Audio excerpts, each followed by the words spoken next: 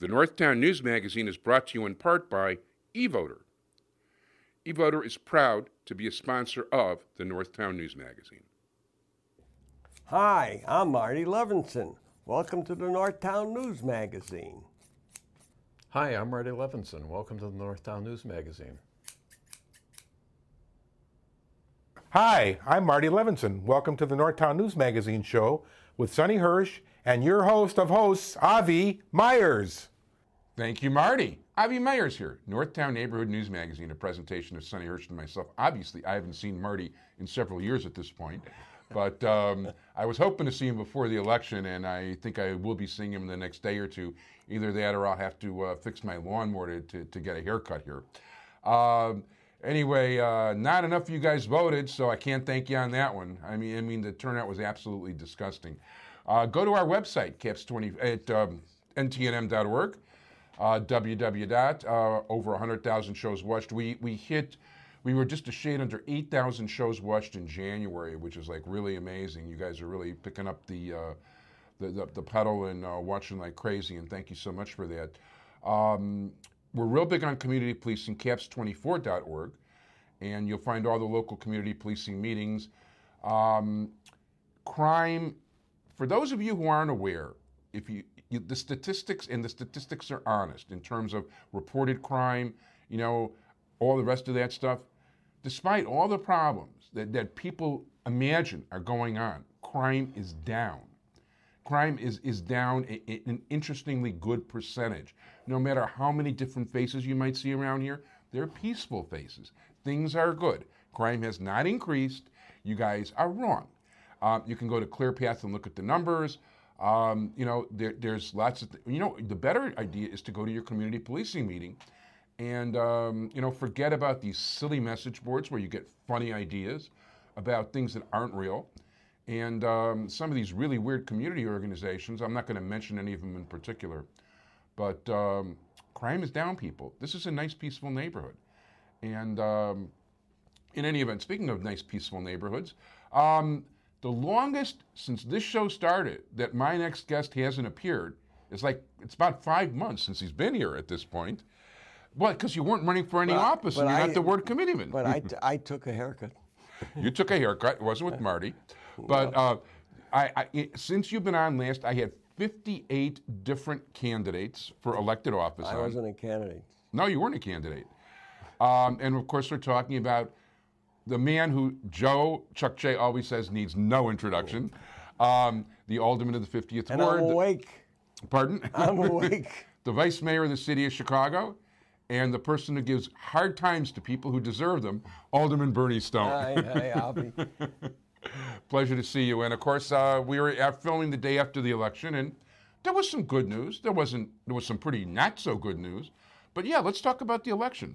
Well, what would you like to talk about?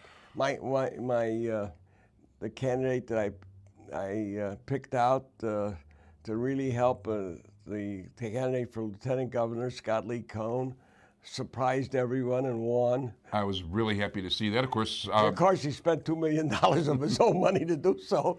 That's an ego trip. That's definitely an ego trip. But the fact of the matter is, you know what? He worked harder than anybody else at this. People don't understand that. He of all the candidates for lieutenant governor, he's the one that went downstate, and it was downstate that delivered the numbers that really put him over the top. Yeah, and he went downstate repeatedly.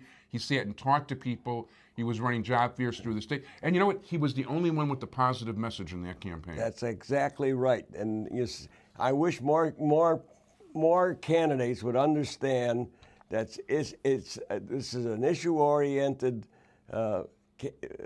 campaign, and that jobs. The president finally realized it because the president started to talk about jobs. And I see our governor is now talking about jobs. Scott has been talking about jobs in the entire campaign. That's the reason he went all over the state holding job fairs. People need work.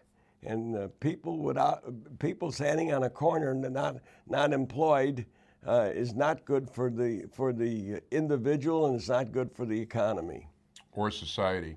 And I hate to say it, but some of the people you mentioned prior, the kind of jobs they were giving us weren't the good kind of jobs. No, but in the meantime, this is something that Scott focused on, and that's one of the reasons that, in spite of the fact that nobody gave him a chance, he won by well over 30,000 votes. And I was very, very pleased to see that. No question about it. A good guy actually won something, and that pleased me greatly. Of course, now he has to run with the governor, and it may not be a good year for Democrats in November. No, it may not, but that's a very interesting situation. And first of all, I want to give credit to Gina, who I worked with in Scott's campaign, and Gina was terrific, and also the guys over at Granger Carey, who did a real good job for him. But in terms of, now what's interesting is that with 7 precincts left, Bill Brady is ahead by 751 votes. Last I heard, it was something like 500. Is it down up to 700 now? It was when I checked it. I checked about an hour ago. I went down the computer. With 7 precincts left, it was 751 votes. Those precincts are probably in DuPage and Cook County. Yes. So it's possible. But Brady. I watched the Republican debate on Channel 11. And I got to tell you, Brady's going to really be the conservatives are going to love him, but he's going to be very unpopular in a lot of circles. I would think that Dillard would be a sure winner. Particularly, well, I had picked Kirk Dillard to be the potential candidate against Governor Quinn, and it appears that Quinn is going to be a Democratic candidate. Brady will be certainly a stark difference to Quinn, because Quinn is more progressive and Brady is clearly a very, very much to the right. Extreme right. Yeah, extreme right. So it'll be a stark difference between the two of them. Yeah, he's got a whole different set of values than people in the Chicago area are used to hearing from. Yeah, so the people in Chicago area are going to be really repulsed by the Brady message. Yeah.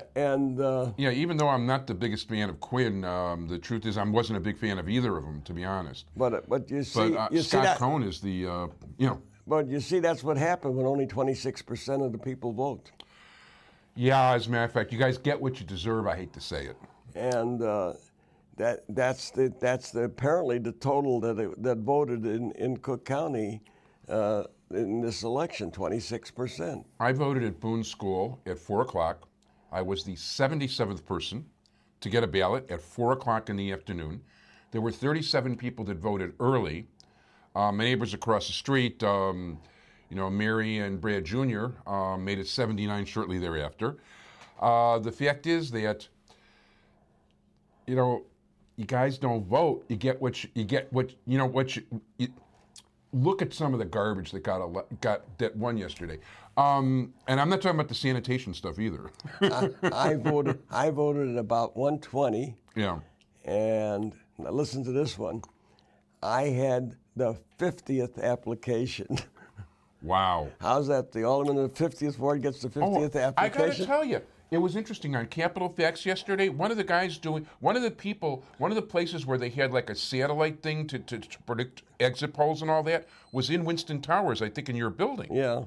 And he was reporting that there wasn't even one person an hour coming in at one point. That's possible. So that was interesting. Now, by the way, there were also no precinct captain at there were 2 kids passing out literature in front of the polling place. Nobody was passing out literature in front of my polling place. Yeah, so, and there was no precinct captain there at all, and there's 2 precincts there, and I didn't see any kind of precinct captain there presence whatsoever. Well, I had stuff under my door during the last couple of days, but that was the limit to what happened. By the way, I had a palm card. I visited 25 precincts, even though I'm not a committeeman or anything like that. I just went in to say hello to people. I like visiting with the judges because these are people who are serving the general public, and I thought I would say hello to them. A lot of nice people and a lot of well-meaning people. Yes. It's speaking of cards slipped under. I was talking to one of the candidates. I was mentioning, You know, I spoke to him earlier this morning as somebody who was unsuccessful, and I suggested maybe they should think about running countywide as opposed to in one of the sub-circuits. And they were telling me that the expense involved is like unbelievable. That it's $25,000 you've got to give to the party, you know, the Cook County party. Then a number of then for instance in the 50th ward, if you want your name on the palm card, it costs $500. Well, I never charged anybody for their name on the palm card when I was committeeman. I was committeeman for over 8 years. And of course, the palm card was always limited to a few names. And even our sample ballots were limited, but we never charged for that. That's like selling it. Yes, it is. And we didn't believe in that. Yeah, let's talk about, you know what, one of the things that made me the saddest, the guy I liked more than anybody else in this election was Terry O'Brien. Yes, and you know, I was supporting Terry. And Terry's a real, you guys don't realize how quality Terry is. Let me tell you a story. Sure. You had an election where the newspapers created this, and well, the media created it. Terry was cast in the role of, quote, the white candidate. Nobody ever talked about his qualifications. Nobody ever talked about what Terry had done or what qualifications he had. He was the white candidate. So what did you know about Terry? He was the white candidate. So people didn't know his past history. Yeah, some of the papers ran a piece on the various candidates, but in the meantime, basically, when they discussed the county president's, the county board president's race, they would always describe Terry as the white candidate, 3 blacks and 1 white.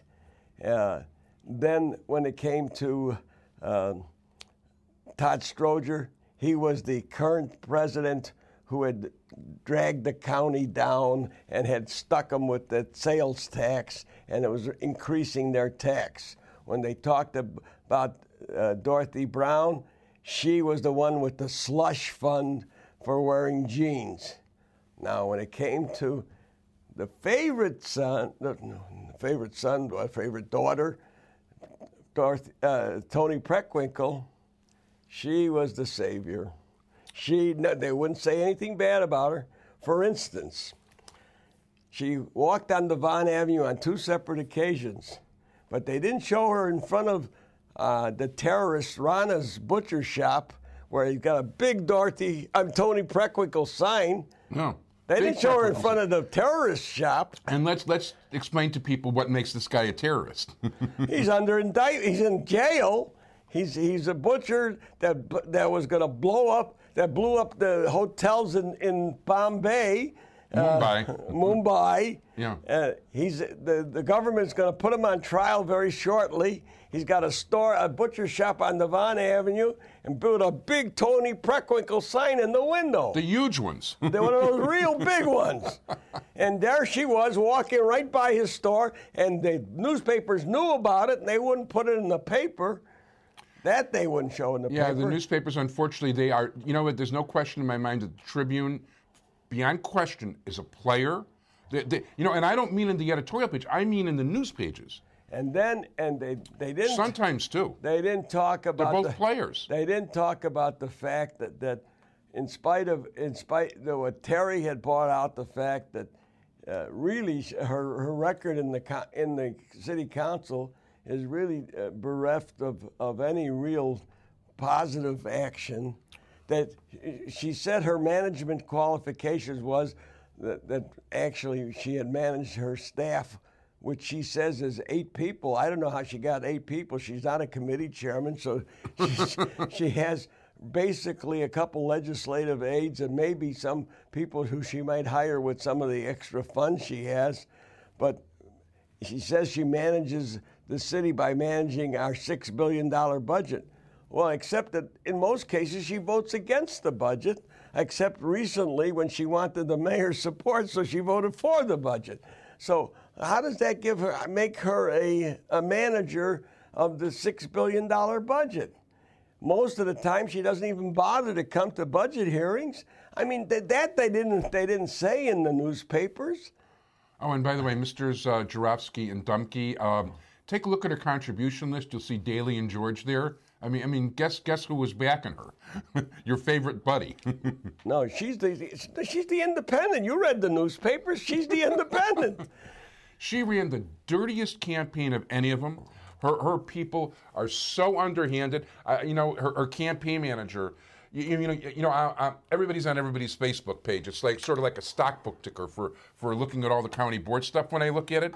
And it's like, Scott Sistick. Oh, I woke up this morning and Terry Bryan's a cook. Oh, I'm taking a bite of toast. Dorothy Brown's the most repulsive person in the history of the world. No, they said that Terry O'Brien is the machine candidate. Yep. Terry O'Brien is the machine candidate, yet she was the one that got the organization support. Yeah, she had the support of Daley. Absolutely. She had the SEIU support. She had what's the name of that group? The IVI-IPO? No. The group, the SEIU, the one that backed the president, the one that the Congress gives all that money to. That I don't. The one that. I know. The organization on the South Side that besmirched themselves. Yeah, with that registers voters that really don't live there. Right.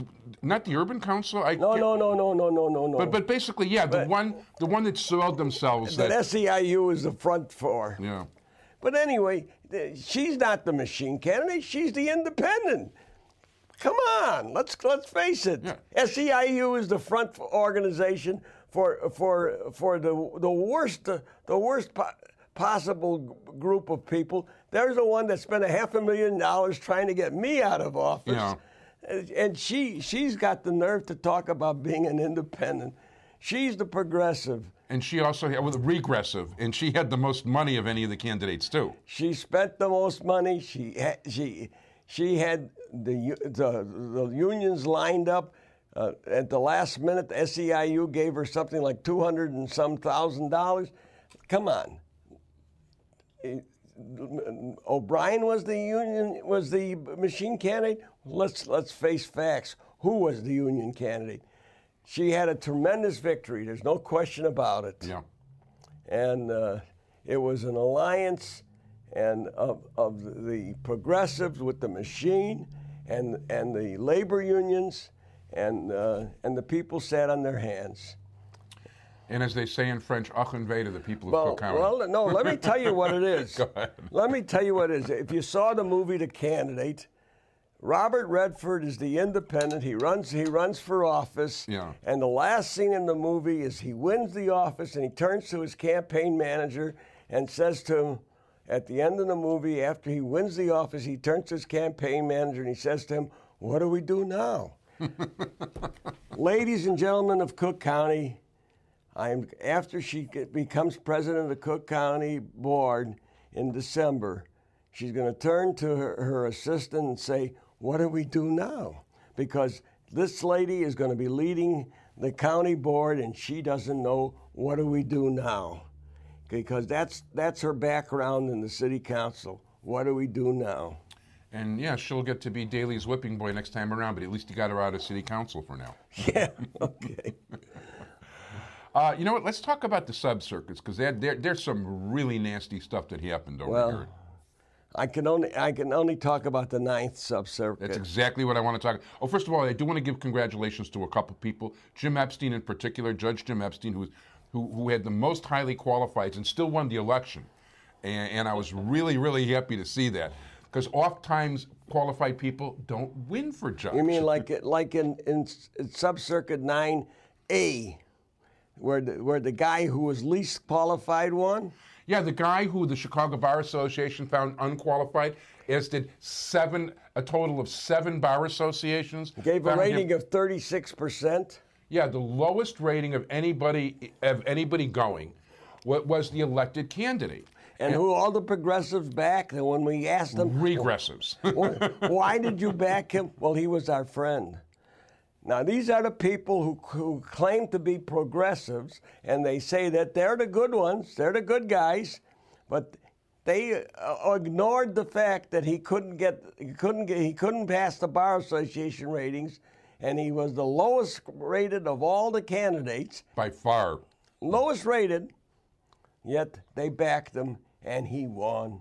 And that is Steve Bernstein, who had the support of, among other things, the head of the Politburo, the commissar of the Politburo of the People's Socialist Republic of Evanston, Jeff Schoenberg. I just caught that People's Socialist Republic of Evanston thing on the web, and I thought it was hilarious. Well, there is so much dirty play in Evanston; it is unbelievable. I mean, these guys could teach the regular Democrats a lesson or two on being cutthroat. Both candidates that won in the 2 open seats in the 9th District were from Evanston. My daughter's a very close friend of the other candidate that won in Evanston. Oh, Gary Cole. Gary Cole. And she says he's a very nice guy. Gary Cole is a sitting judge who has good qualifications. And he had high ratings from the Bar Association. I preferred the other 2 candidates, frankly. He took the Otaka seat.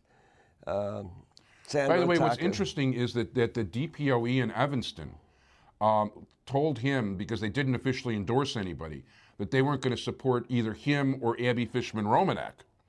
Okay, but when the palm cards came up, they screwed Gary Cole, and they only had Abby Fishman-Romanek on there, who had some serious ethical violations herself. Wonderful people you guys endorsed, DPOE. Oh, and by the way, on top of that, I guess some of the Evanston City Council and mayor got a hold of things. 8 of the 9 aldermen went for Gary Cole, and so did the mayor. And the other two sitting judges, who both had 100% ratings and were approved by all of the bar associations, both from the Niles Township area, both sitting judges, both lost. Judge Michael Bender and Judge Yehuda Leibowitz. And both really, you take a look at their records. I mean, sterling records.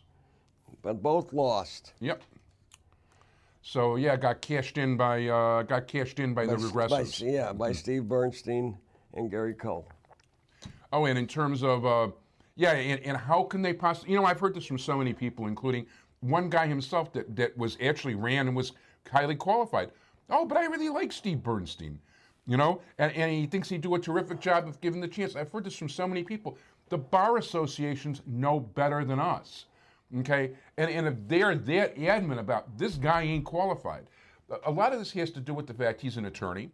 He does real estate transactions, and he does zoning. Of course, why you should be doing zoning when you're a sitting alderman is a whole different story. But the fact is that he doesn't do litigation, and that's what the bar associations are looking for. If you're a judge, you better know something about litigation, and you better have pretty extensive knowledge. And not to mention, you got somebody else who was considered qualified, but he had serious ethical problems, who almost won, and thank God didn't. But these are who the progressive forces, the DPOE, and people like Lou Lang, and people like Michael Kreloff, and the 49th Ward Organization are backing. Well, that's what it was, and that's what happened. By the way, I don't think Lang completely backed everybody, and of course, in the 50th Ward, our committeeman here didn't bother to back anybody. He endorsed no one. He endorsed. Well, I shouldn't say that. He endorsed outside of the 9th, and if you gave him $500 to get on a sample ballot, he backed you. But he basically ducked the judicial race. So now you've got a guy, Steve Bernstein, who's going to be a judge who isn't qualified, period. At least Gary Cole is qualified. Now the thing is, in theory, this is supposed to be you had so many, this is a fairly Jewish area. You had so many good qualified Jewish candidates. So the only Jewish guy that gets elected is the least qualified one of the bunch. I think it's absolutely absurd. Absolutely absurd. So tell us what else are you finding? If you did, can we learn from you on the election? Well, I was interested also in the 10th district race, the congressional race. Julie, of course, I know very well. Julie Amos, she lost. She's had a good legislative record, but she's a progressive too, and it's interesting that that somebody who doesn't live in the 10th district won the race. That's right. And he's going to make his third try at it. And some of the others who ran but are less known weren't given a chance. Yeah, Elliot Richardson, who I really liked, didn't get that many votes, but I thought he was terrific in that race. Yeah, and so was Ari Friedman. Ari Friedman, one of maybe my favorite candidate out of all of them. But he's unknown, you see, and they don't get a chance. Yeah. And they have no backing. So it's the old story. You have to have backing, you have to have money. Yeah, by the way, I was kind of glad to see Beth Colson go down, but Robert Dole, who did win, at least is halfway decent. Well, that's an interesting race. That'll be an interesting race again. In all probability, Dole will probably end up beating Seals again. Yeah. Well, I think Seals will. Well, Dole hasn't run against Seals. No, but Dole is like a modeled after Kirk. Right. That's the kind of Republican, right? He's a Kirk clone. Gotcha. And so it'll be a closer race, perhaps, but Dole is a Kirk clone. And with Kirk running for the Senate and this being probably a Republican year, the odds are that Dole will beat Seals. I think people are getting tired of Seals running. I was very surprised. And why hasn't Seals moved into the district? That I don't understand. I got to tell you, I don't get that one at all either. I really don't. Seals isn't terrible by any means, but I don't understand how he could run a third time. I don't understand how he won. But he's got this following, and he's got all these cheerleaders. Yeah. And apparently, that's all you need. By the way, it's interesting because the Abby Fishman Romanek's ethical violation was for Dan Seals' campaign. Yeah.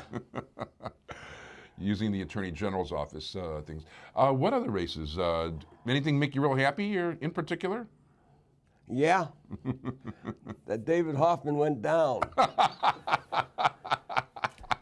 David Hoffman, our former Inspector General, framed my ward superintendent.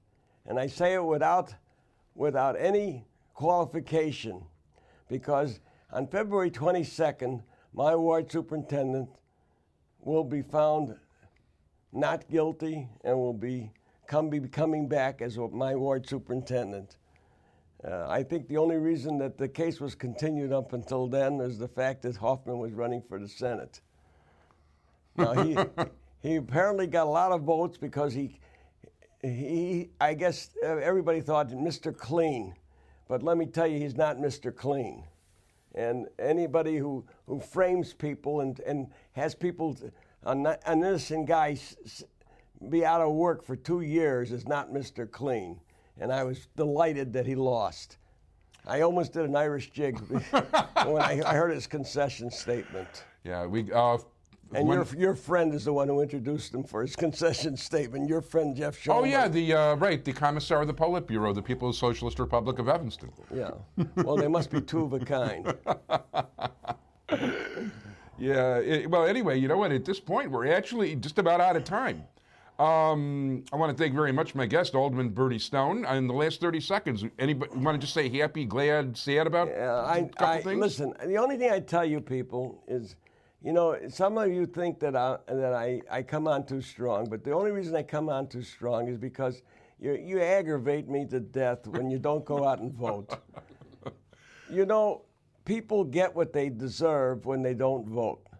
If you think I'm a bad person, it's because you didn't vote.